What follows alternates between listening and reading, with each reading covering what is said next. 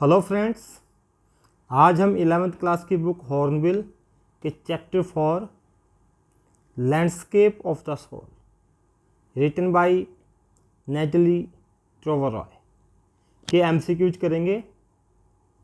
तो आइए करते हैं landscape of the soul chapter के MCQs.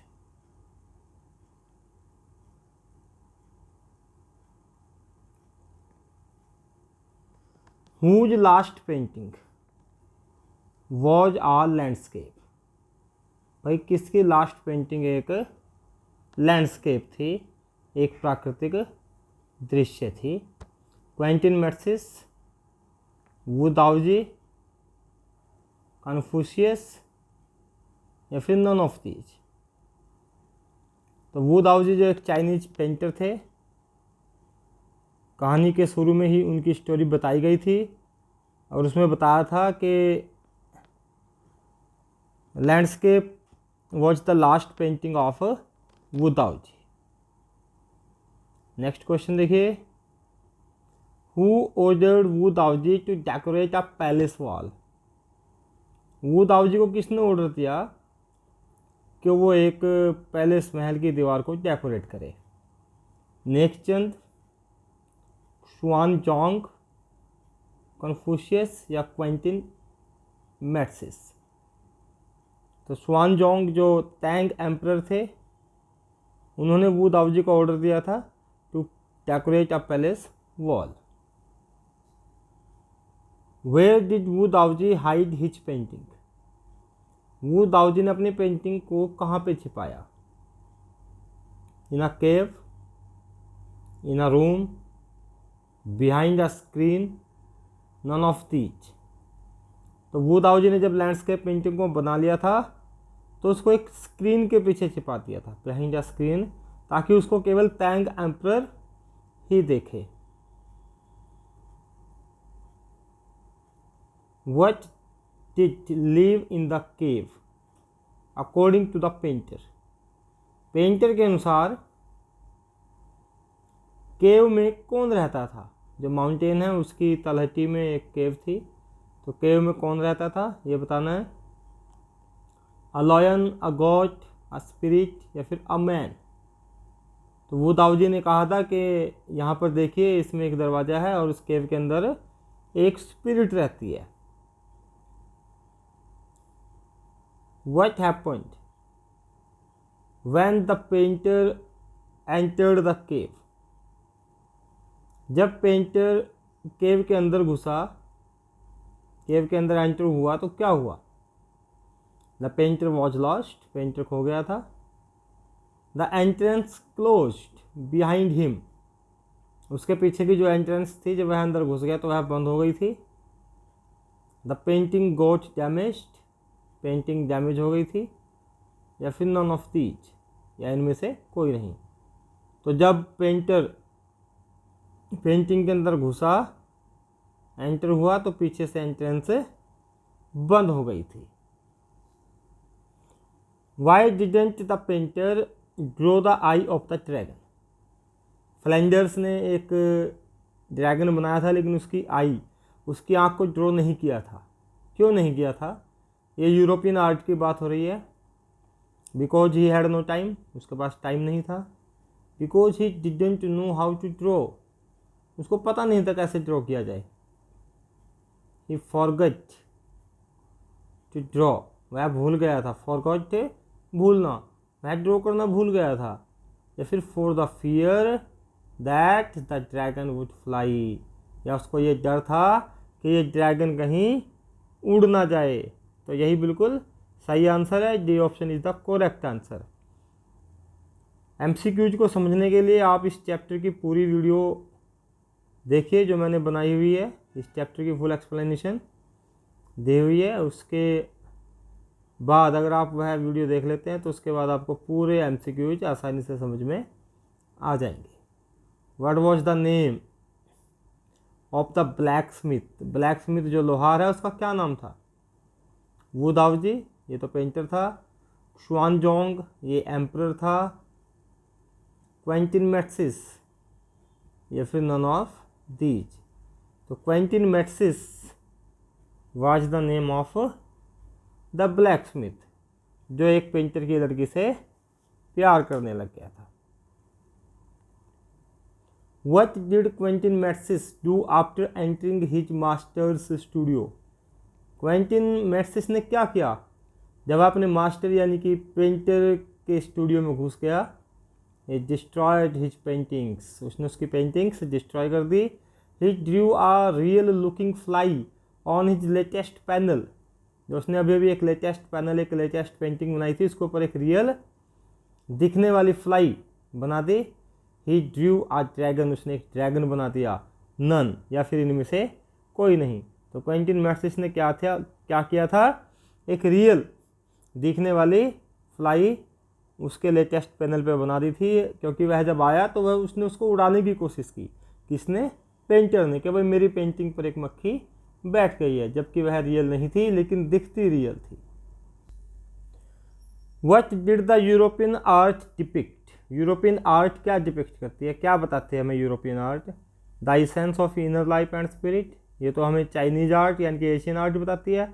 A perfect illusionistic likeness, एक पूर्ण रूप से भ्रमात्मक चीज़ यानी कि भ्रम में डाल देने वाली रियल चीज़ ये, या फिर inner spirit.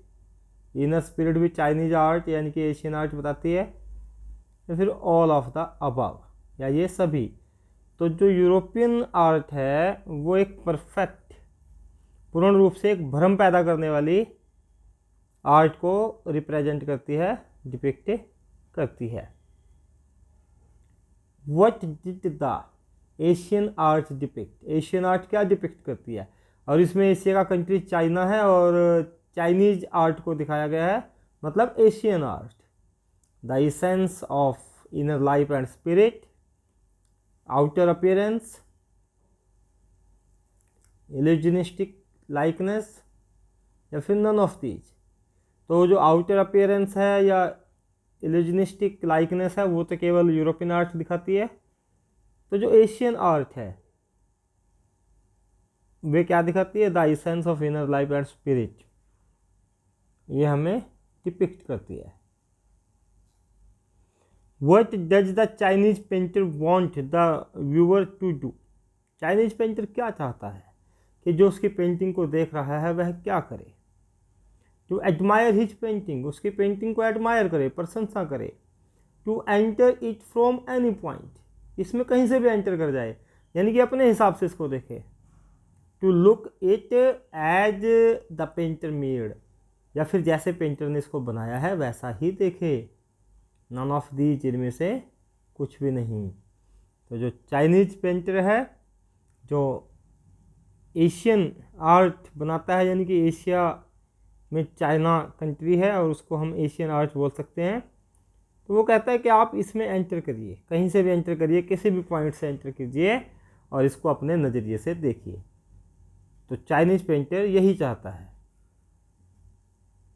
Which Chinese word represent the word landscape? Landscape जो वू दाओजी की आखिरी पेंटिंग थी, ऐसा कौन सा चाइनीज वर्ड है जो इसको दिखाता है? जाओ, जाओ का मतलब तो नमस्कार करना होता है चाइनीज भाषा में। सैनसुई, निहाओ, निहाओ का मतलब हेलो, हेलो करना होता है, इसको आप हेलो बोलोगे तो निहाओ, या फिर नन ऑफ दीज। तो शैनसुई एक ऐसा वर्ड है जो लैंडस्केप वर्ड को रिप्रेजेंट करता है। What is the literally meaning of shanshui? Shanshui का साहित्यिक मीनिंग क्या है? Mountain land, land water, mountain water, या फिर ऑल ऑफ दीज। तो शैनसुई का लिटरली मीनिंग है mountain water. Shan means mountain और shui means water. What do you mean by yang? yang से आपका क्या अर्थ है? Water, horizontal and resting on the earth. Water vertically towards heaven, या फिर mountain vertically towards heaven, या फिर mountain horizontal and resting on the earth.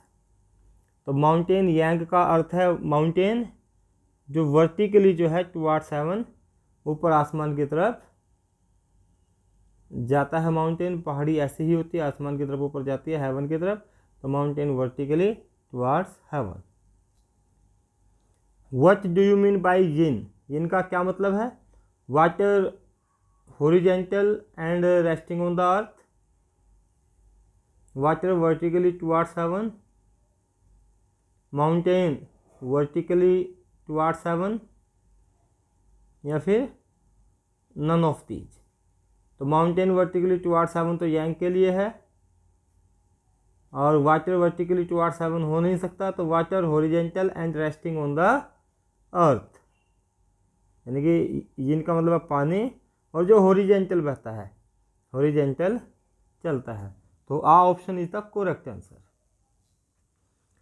What is the masculine and active part of Sansui?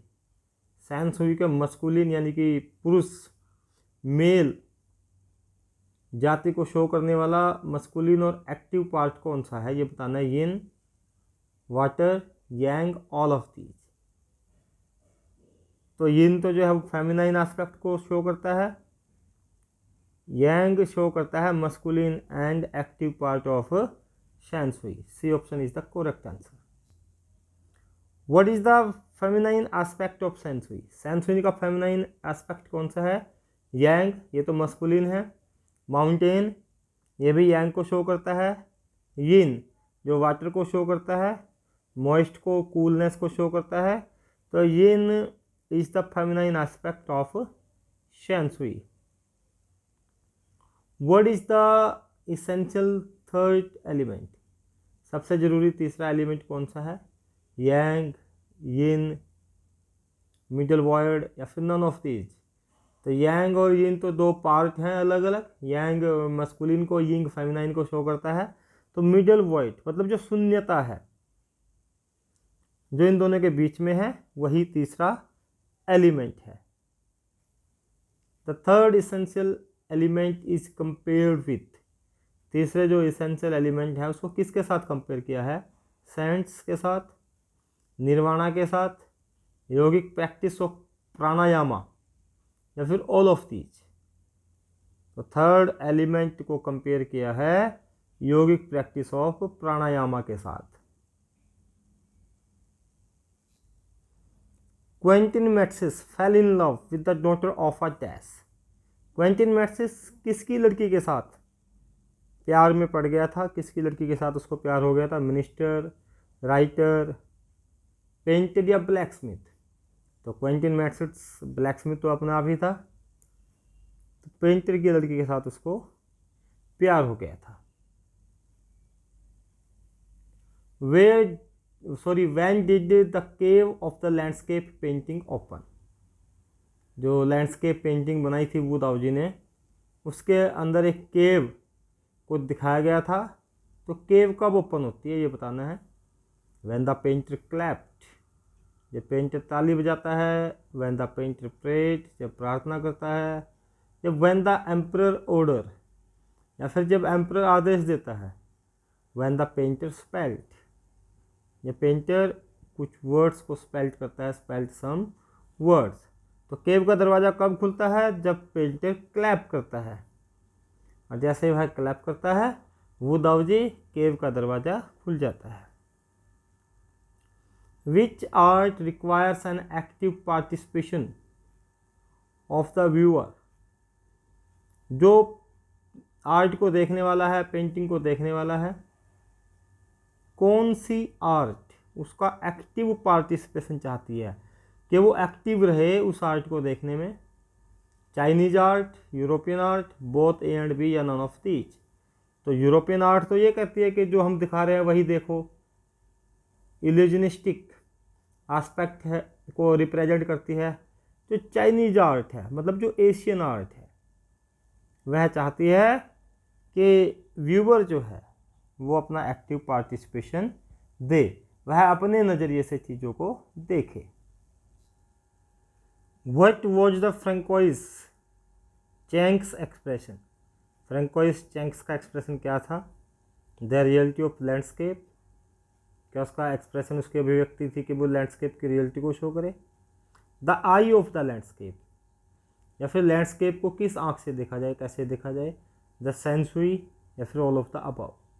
तो the I of the landscape, कि landscape को आप अपने हिसाब से देखें, अपनी आंखों से देखें, यही फ्रैंकोइस चैंक्स का एक्सप्रेशन था। What does the word Dao mean, Dao जो एक वर्ड है उसका क्या अर्थ है? Yang, yin, both the path और the method and the mysterious works of the universe, या फिर रियलिटी ऑफ इल्यूजन, भ्रम की वास्तविकता। तो डाओ जो वर्ड है उसका मतलब, यांग और यिन तो उसके दो एस्पेक्ट हो सकते हैं, लेकिन उसका मतलब है बोथ द पाथ और the method and the mysterious works of the universe. यही डाओ का अर्थ है। यूनिवर्स का जो मिस्टीरियस रहस्य है वह, और दोनों रास्ते यांग और यिन जो दोनों हैं उनके बीच का रास्ता, जो मिस्टीरियस वर्क्स यूनिवर्स का है, वही डायो का मतलब है। The author contrasted dash, author ने किसको कंट्रास्ट किया है? जो ऑथर है, राइटर है, उसने किसके बारे में एक अंतर प्रकट किया है? Indian ancient and Chinese art, भारतीय आर्ट और चाइनीज आर्ट के बीच में, Chinese art and European art, American and European art, या फिर चाइनीज एंड एशियन आर्ट। तो चाइनीज और एशियन आर्ट तो एक ही हो गई, क्योंकि एशिया में ही चाइना है, अमेरिका का इसमें जिक्र नहीं है। तो चाइनीज आर्ट जो एशिया में है, एंड यूरोपियन आर्ट, चाइनीज और यूरोपियन आर्ट के बीच में कंट्रास्ट किया है, अंतर शो किया है। Which words are used to describe yin, yin को शो करने के लिए कौन से वर्ड डिस्क्राइब किए गए हैं? Fluid, cool, moist, all of these. ये सारे वर्ड्स जब आप चैप्टर को रीड करते हैं तो ये सारे वर्ड्स, जो फ्लूइड है, कूल और मॉइस्ट, ये सारे के सारे यिन वर्ड को डिस्क्राइब करते हैं।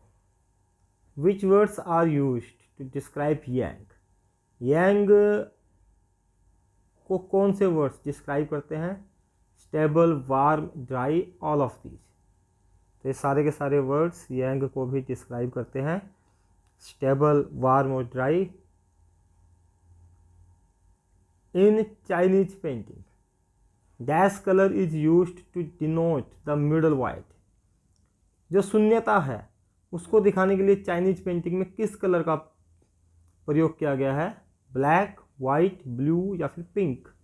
तो वाइट कलर का प्रयोग किया गया है, जो बीच का शून्यता है उसको वाइट कलर से रिप्रेजेंट किया गया है। Dash wrote the article getting inside outsider art, getting inside outsider art article किसने लिखा?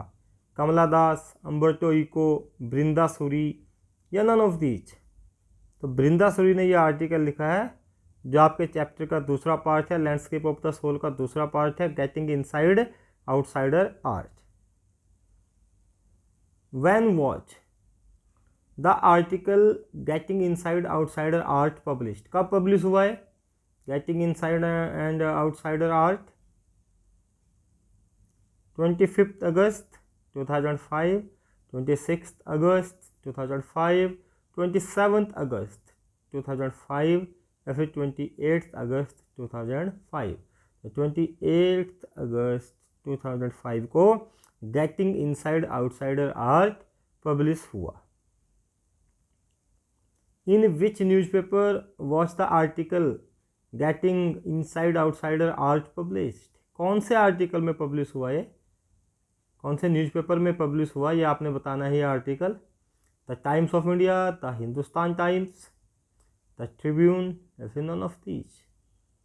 तो getting inside outsider art article the Hindustan Times newspaper में पब्लिश हुआ। Name the poetic device used in untutored genius. Untutored genius में कौन सी poetic device use की गई है? अनट्यूटर्ड का मतलब जिसको ट्रेनिंग ना दी गई हो लेकिन जीनियस भी हो। तो जब इस प्रकार के वर्ड आते हैं जो अपोजिशन दिखाते हैं, यानी कि एक दूसरे का विरोध करते हैं, उसको हम बोलते हैं ऑक्सीमोरॉन। कि ऑक्सीमोरॉन का इसमें यूज किया गया है। जैसे आप एक वर्ड देख सकते हैं, ओपन सीक्रेट। ओपन सीक्रेट तो मतलब क्या है कि ओपन भी है और सीक्रेट भी है। तो इस में भी क्या है, ऑक्सीमोरॉन का यूज है। तो अनट्यूटर्ड जीनियस में भी ऑक्सीमोरॉन का यूज है। तो सही ऑप्शन है B. Who made rock garden? Rock garden को किसने बनाया? आप सभी को पता है, भारत के बहुत ही फेमस व्यक्ति हैं नेकचंद। तो आपने दूसरा ऑप्शन तो पढ़ने की मेरे हिसाब से ज़रूरत ही नहीं है। वो दाऊदी चाइनीज़ हैं, शुआनजोंग टैंग एम्परर हैं, बृंदासुरी राइटर हैं। तो नेकचंद ने जो है रॉक गार्डन को बनाया है। How did Nek Chand create rock garden? The paradise in Chandigarh. स्वर्ग बोला गया इसको, पैराडाइज। तो कैसे बनाया उसने? With the help of stones की मदद से, with the help of recycled material जो रिसाइकल्ड मटेरियल था उसकी हेल्प से, या with the help of crockery and damaged material, जो डैमेज्ड मटेरियल है, क्रोकरी है, उसकी हेल्प से, या फिर ऑल ऑफ दीज। तो ये सारी चीज़ों का प्रयोग नेकचंद जी ने रॉक गार्डन को बनाने के लिए किया था। इन सब की हेल्प से उसने इसको बनाया। Where did Nek Chand create rock garden? The paradise. ये जो रॉक गार्डन है इसको कहाँ पर बनाया गया है? ऑन अ शोर ऑफ आइलैंड गोवा, गोवा के आइलैंड के किनारे पर, या on the little patch of jungle Chandigarh, on the patch of city Ambala, या फिर नन ऑफ दीज। तो कहाँ पर बनाया? On the little patch of jungle Chandigarh में है ये। तो वहाँ पर जंगलों को काट करके इसने जंगल के लिटिल पैच पर इसको बनाया है। Who gave the concept of art brut? Art brut का कंसेप्ट किसने दिया? जीन डुबफे, नेकचंद, बृंदासुरी, या फिर ऑल ऑफ दीज। तो जीन डुबफे ने जो है आर्ट ब्रूट का कंसेप्ट दिया है। और एक जीन डुबफे एक फ्रेंच पेंटर हैं। जीन डुबफे एक फ्रेंच पेंटर हैं जिन्होंने आर्ट ब्रूट का कंसेप्ट दिया है। तो सही ऑप्शन है आ, Jean Dubuffet. What is the other name of art brut? Art brut का दूसरा नाम क्या है? आउटसाइडर आर्ट को आर्ट ब्रूट बोला गया है, तो इसका दूसरा नाम क्या है? आर्ट क्रूट, रा आर्ट, रा ब्रूट, या फिर राइट ब्रूट। तो इसका दूसरा नाम आर्ट ब्रूट का है raw art. Which magazine highlighted Nekchand's outsider art? Nekchand के जो आउटसाइडर आर्ट है, तो कौन सी मैगजीन इसको हाईलाइट किया था? रा आर्ट, रा डिवीजन, रा विजन, या फिर नन ऑफ दीज। तो रा विजन एक मैगजीन है जिसने नेकचंद के आउटसाइडर आर्ट रॉक गार्डन को हाईलाइट किया था। 2005 में इन्होंने इसके बारे में बताया था। An outsider art creator gets dash formal training, no formal training, proper training, या फिर ऑल ऑफ दीज। तो जो आउटसाइडर आर्ट का क्रिएटर होता है उसको कोई फॉर्मल ट्रेनिंग नहीं मिलती, क्योंकि आउटसाइडर आर्ट का क्रिएटर को इसी वजह से बोला जाता है क्योंकि उसको किसी प्रकार की फॉर्मल ट्रेनिंग नहीं मिलती, प्रॉपर ट्रेनिंग नहीं मिलती, यानी कि नो फॉर्मल ट्रेनिंग। वह अनट्यूटर्ड जीनियस होता है, जैसे कि नेकचंद जी हैं। An untutored genius was creating paradise. Who is an untutored genius in this line? Francois Cheng ने कहा था कि एक untutored genius was creating paradise. तो इसमें कौन है untutored genius? Brinda Suri, Jean Dubuffet, Nek Chand या फिर वू ताओ जी? तो नेक चंद जिन्होंने रॉक गार्डन बनाया था उसके बारे में बात हो रही है। आई थिंक आपको सभी MCQ समझ में आ गए होंगे। अगर अभी तक आपने मेरे चैनल को सब्सक्राइब नहीं किया है तो इसे तुरंत सब्सक्राइब कर दें, वीडियो को लाइक करें, शेयर करें, बेल आइकन बटन को ज़रूर प्रेस करें ताकि आने वाले वीडियोज़ के नोटिफिकेशंस आपको मिलते रहें। Thank you, have a nice time.